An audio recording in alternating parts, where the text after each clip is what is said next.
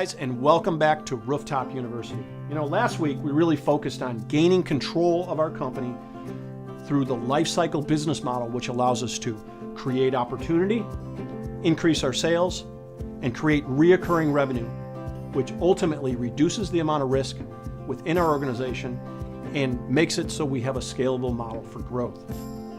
Now we're going to dive into the nitty-gritty, dive into the finance portion of it, and one of the more intense chapters that we're going to have. So follow close. You might want to go get a cup of coffee. Okay, so the first thing is, how is it that we budget? How is it that we project what our sales are going to be? And then be able to determine that the resources that we have in place will be able to accomplish those sales goals for us. Okay, so the first tool that we have that we use at Rooftop University is one that allows you to really see how your different products line up and to see if the different mix of those products allows you to obtain the gross margin that you're really looking for. So we're going to tackle a $10 million company here, and we're going to go ahead and key in that we're going to do $7.5 million worth of new construction at a 17% gross margin, which is pretty typical what we see. On roof replacements, we'll go ahead and we will key in that we're going to do $2 million in roof replacements at a 25% gross margin. That's pretty typical of, say, school work or consultant work. And then finally, we'll do $500,000 in roof maintenance or roof service at a 40% gross margin, which is pretty typical of what you'll get with commodity style leak service. All of this combines to about just under $2 million in gross margin, just under 20%. Not so bad. We see that quite a bit in a lot of the contractors that are out there. But let's take some time and let's apply some of the life cycle principles and see some of the results that we can achieve from that. So the first thing we're going to do is we're going to back down that new construction from the 7.5 million all the way to $3 million. I know that sounds like a big decrease, but it is for a reason. We're going to do less new construction work, and we're going to push that gross margin up to 20%. Obviously, we'll be able to do that because we're going to be a lot more selective. Roof replacement, we're going to go ahead and push that up to $5 million. We're no longer going to do work for schools. We're going to do work for private owners. We're going to push that gross margin from 25% all the way up to 33%. Then our big adjustment here is roof maintenance, our service department. Instead of $500,000, we're going to push that up to $2 million. Forget that 40%.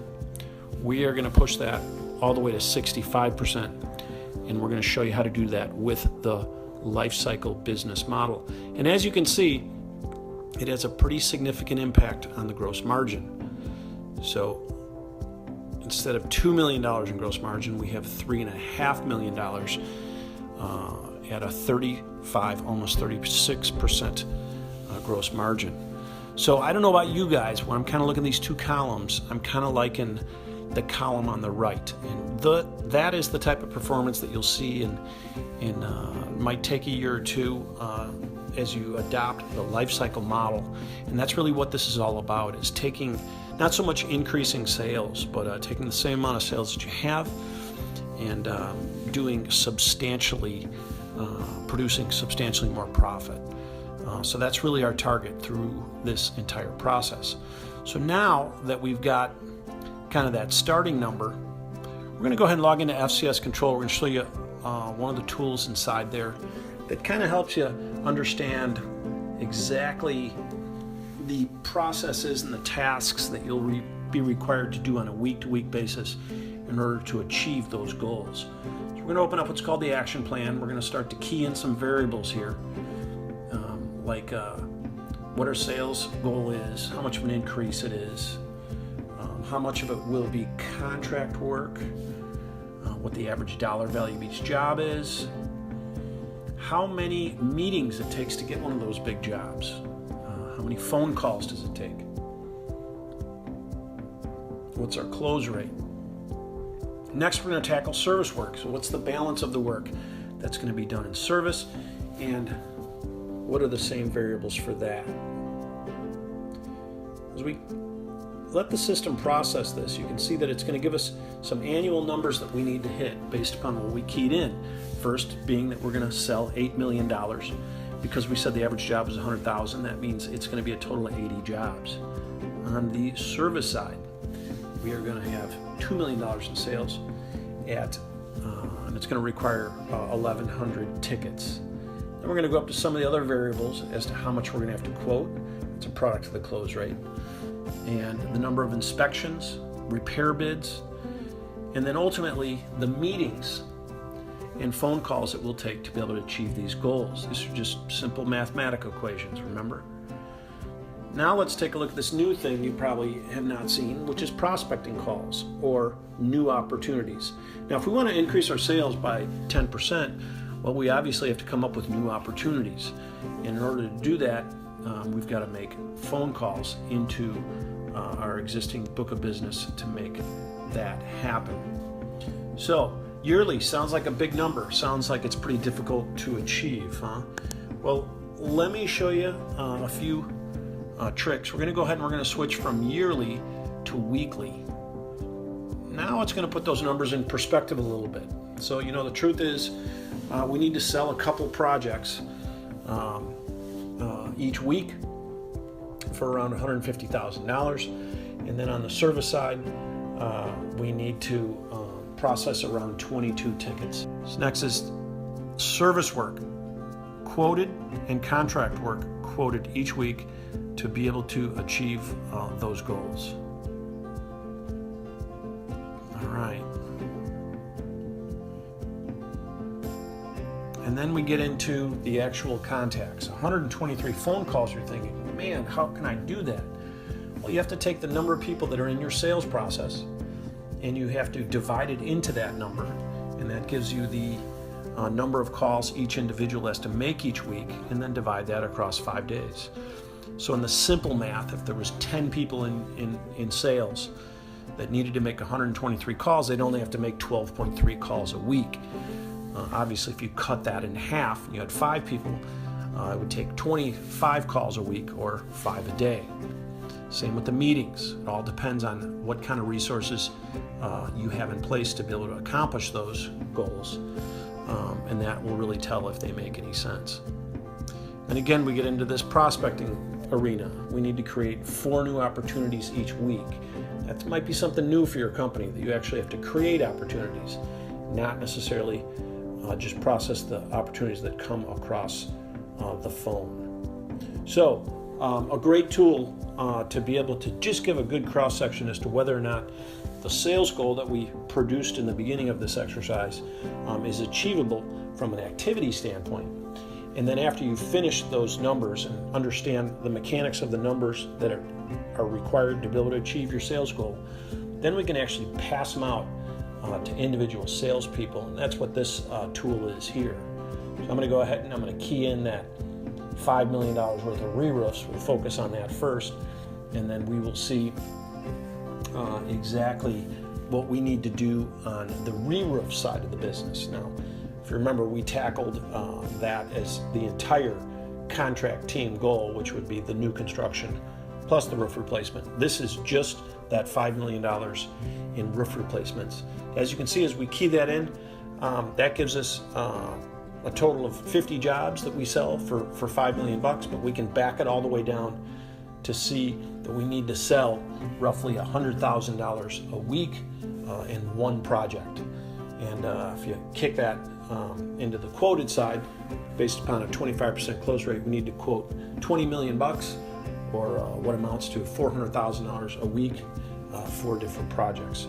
So depending on how many salesmen we have, that would get divided up maybe 2 times, maybe 3 times, maybe 4 times. But typically we're seeing that it's pretty achievable for a salesman to do $2.5 million worth of roof replacement sales. So as we key that thing in, and we scroll to the right here, we can see what each guy needs to do each week. So essentially he needs to sell $50,000 and a half a job every week.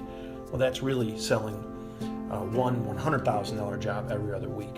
And as we can see by the numbers there, each of those guys basically has to quote 2 jobs. So he needs to quote $200,000 jobs, and he needs to sell 1. And that gets you to the sales goal.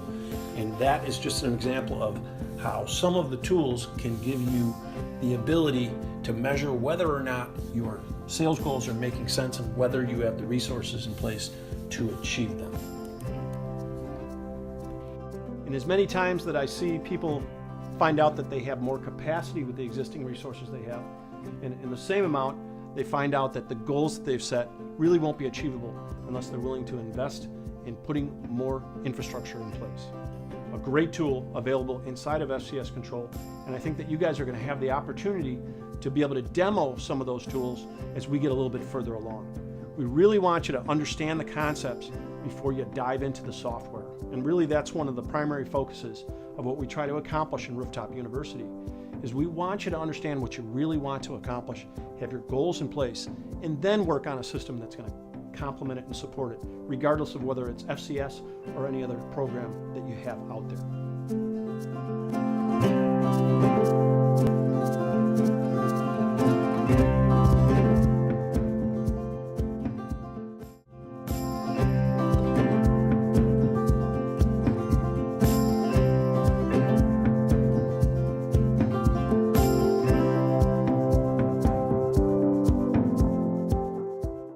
So now let's focus on keeping track of the numbers behind reaching our service initiatives. And let's talk about service accounting. Now I know most of you have backgrounds that deal with construction accounting or percent complete accounting. I got to tell you something. These two animals have nothing to do with each other. The way that you track accounting inside of a percent complete environment is completely different than you track it in service.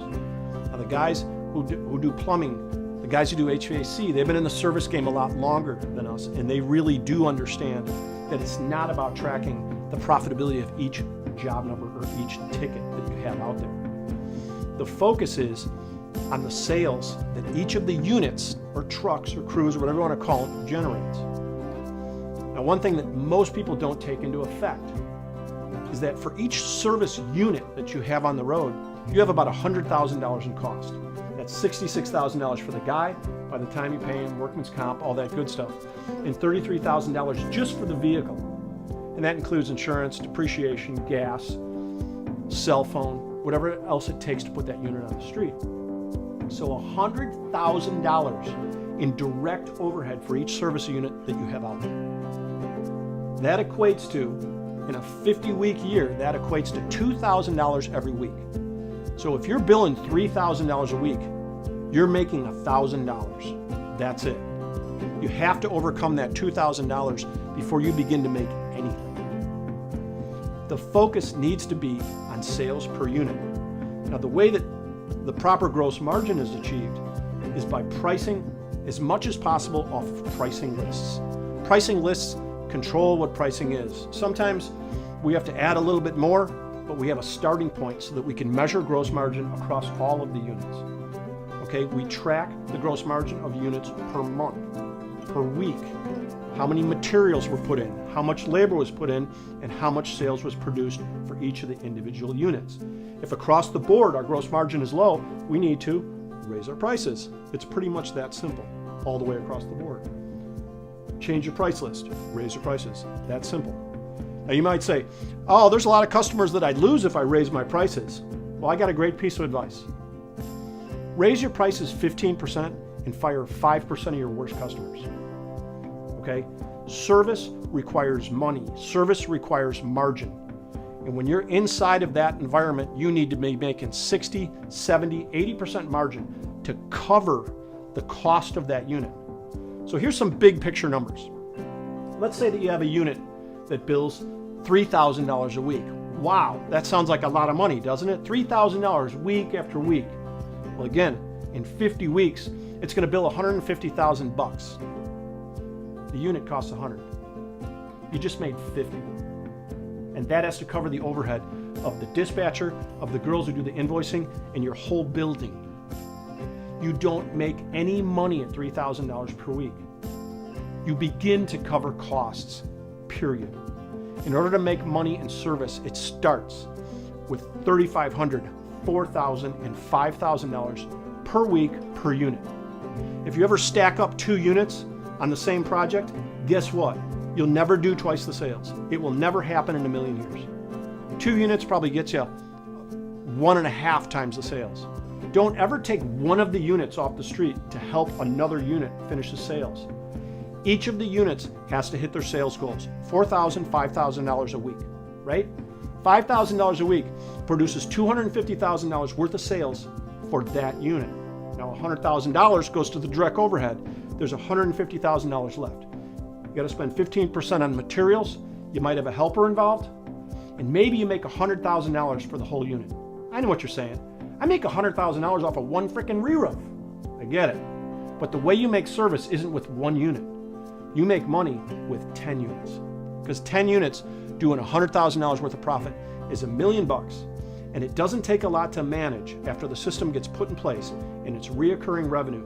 And that's what builds value inside of your organization. Join us next week when we talk about finding the customers that you need to get your hands on to be able to maintain those margins that make sense so that you can cover the costs that you have inside a service and make a decent profit.